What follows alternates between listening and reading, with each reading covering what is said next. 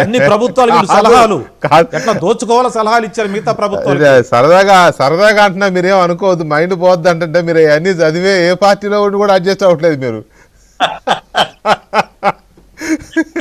అదే కావచ్చు మరి ఇక్కడ నుండి కూడా అదాని సార్ అదాని ఉన్నాక ముందుకు దర్యాప్తు అంటున్నారు మీరు. వెంకటకృష్ణ గారు, వెంకటకృష్ణ నా జీవితంలో చేసిన పాపం ఏంటో చెప్పనండి సార్. అత్యంత నేను రాజకీయాల్లో చాలా చాలా నిజాయితీగా వచ్చానండి. నేను విద్యార్థి రాజకీయాల నుంచి స్వచ్ఛందంగా ప్రజలకు సేవ చేద్దాం వచ్చానండి. ఎక్కడో వీక్ పాయింట్లో వీక్ సైకాలజీలో జగన్ వైసీపీ అనే ఒక దుర్మార్గమైన పార్టీలో పడ్డ నా జీవితం అంతా బాధపడుతున్నాండి. నా ఆత్మ ఘోషిస్తూ ఉంది. అంత పాపం చేశాను నేను. ఇంత పాపులు, ఇంత రక్త పిపాసుల మధ్య నేను పనిచేశానా, ఇంత దుర్మార్గుల మధ్య నేను పనిచేశానా, నా నిద్రలో కూడా కల్లో వచ్చినప్పుడు కూడా కల్లో కూడా నాకు భయం వేస్తుంది. ఈ పాపం నేను మూలగట్టుకొని, నేను గాంధేయవాదినండి. ఎక్కడ నేను తప్పు చేయలేదు రాజకీయాలు ప్రజా జీవితంలో, ఎక్కడ అవినీతి చేయలేదు. నేను రాజకీయాలు రాకముందు ఏ విధంగా ఉన్నా ఈరోజు అదే విధంగా ఉన్నా. నా జీవితం అది. కానీ ఈ వైసీపీ పార్టీ ఏదో ఒక వీక్ పాయింట్లో కొంతమంది కొన్ని ఇంకా చెప్పకూడదు చేరాను. రమ్మని పిలిచారు, రమ్మని ఆహ్వానించారు. అన్నా నువ్వు అక్కడ ఉంటే నువ్వు నాతో ఉండాలని చెప్పాడు, కానీ మోసం చేశాడు.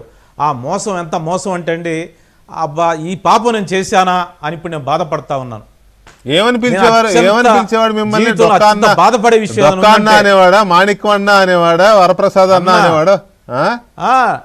డొక్కన్న డొక్కన్న డొక్కన్న డొక్కన్న డొక్కన్న మీరేమో డొక్కన్న, ఆమెమో బుట్టమ్మ. చాలా మర్యాద, అసలు చాలా మర్యాదగా మాట్లాడి మోసం చేశాడండి. బాగుంది అన్న నువ్వు అక్కడ ఉంటే ఎట్లా, నేను ఇక్కడ ఉండగా అని చెప్పి అన్నాడు. బాగుంది. రైట్. శ్రీనివాస్ గారు ఇక్కడ అంత బలహీన క్షణాల్లో, అవును బలహీన క్షణాలు పడిపోయా. బలహీన క్షణాలు ఏందండి? బలహీన క్షణాలు తప్పు చేసి మీకంత సుదీర్ఘమైన అనుభవం ఉంది, పవిత్రమైన జీవితాలు, సుదీర్ఘమైన అనుభవం ఉంది. మంత్రిగా చేశారు, ఎమ్మెల్యేగా చేశారు, విద్యార్థి రాజకీయాల్లోంచి ఉన్నారు, ఎంతో అణగారిన వర్గాల నుంచి వచ్చారు, టీచర్గా పనిచేశారు, రాజశేఖర రెడ్డి దగ్గర మంత్రిగా పనిచేసి ఇంత అనుభవం పెట్టుకుని ఏదో ప్రేమగా నల్లికుట్ల మాటలు చెప్పగానే వెళ్ళిపోయి పడి ఇప్పుడు నెత్తునోరు బాదుకుంటే ఏం వస్తుందండి? మాయ మాయ. ఎంత మోసం అంటే మాయ, అసలు దుర్మార్గం అండి అది. శ్రీనివాస్